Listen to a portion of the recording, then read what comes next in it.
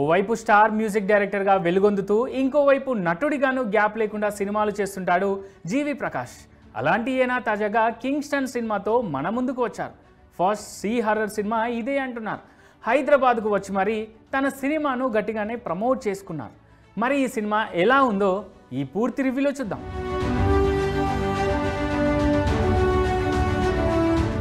ఇక కింగ్స్టన్ కథలోకి వెళ్తే, కింగ్స్టన్ అలియాస్ జీవి ప్రకాష్ ఆంటోనీ అలియాస్ సబూమన్ స్మగ్లింగ్ గ్యాంగ్లో పనిచేసే కుర్రాడు. తప్పుడు మార్గంలో అయినా సరే డబ్బులు సంపాదించి ఒక బోటు కొనుక్కోవాలనేది అతడి లక్ష్యం.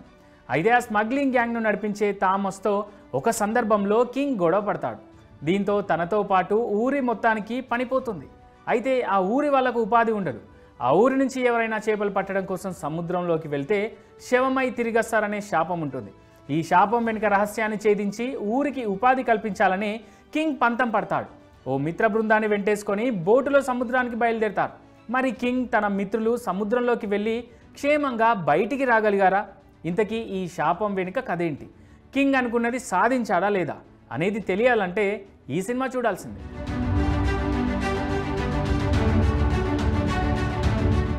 సముద్ర శాపంతో కొట్టుమిట్టాడే ఊరి ప్రాంతం, ఉపాధి లేక అల్లాడిపోతున్న జనం, ఆ ఊరి జనం కోసం నిలబడే హీరో.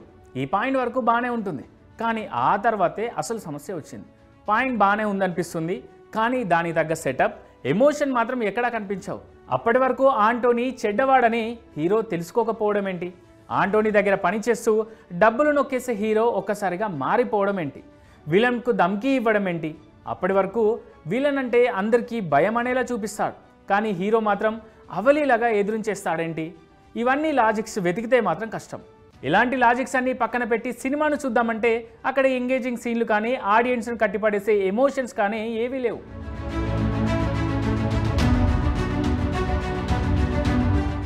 సినిమా మొదటి ఫ్రేమ్ నుంచి చివరి షాట్ వరకు ఇదొక అరవ సినిమా, తమిళ డబ్బింగ్ సినిమా అని పదే పదే గుర్తుకు వస్తుంటుంది.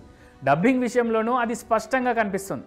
హీరోకి mass elevations, hero entry song ఇలా అన్నీ లెక్కేసుకొని తీశారు. కానీ అసలు ఎమోషన్ కనెక్ట్ అవుతుందో, ఆడియన్కు నచ్చుతుందో లేదో అనేది మాత్రం చూసుకోలేదు. హీరో హీరోయిన్ మధ్య ట్రాక్, ఆ ప్రేమ కూడా చాలా కృత్రిమంగానే అనిపిస్తుంది. అసలు ఊర్లో అమ్మాయిలు మిస్ అవుతున్నారనే పాయింట్ను ఆడియన్స్ని ఎక్కించే ప్రయత్నం ఓ సెటప్ కానీ ఏం చేయలేదు.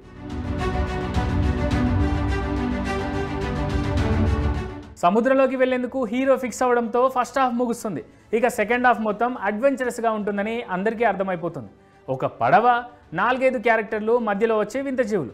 అవి దెయ్యాలా అంటే ఏమో అనే ఆన్సర్ మాత్రం వస్తుంది. చివరకు అది ఒకరి ఆత్మ అని అర్థమవుతుంది. అసలు అక్కడి సీన్లు ఏవి కూడా అంతగా ఎక్కవు. అయితే ఫ్లాష్ బ్యాక్ ఎపిసోడ్లకు సంబంధించి ప్రీ క్లైమాక్స్లో వచ్చే ట్విస్టులు అయితే సూపర్గా ఉన్నాయి.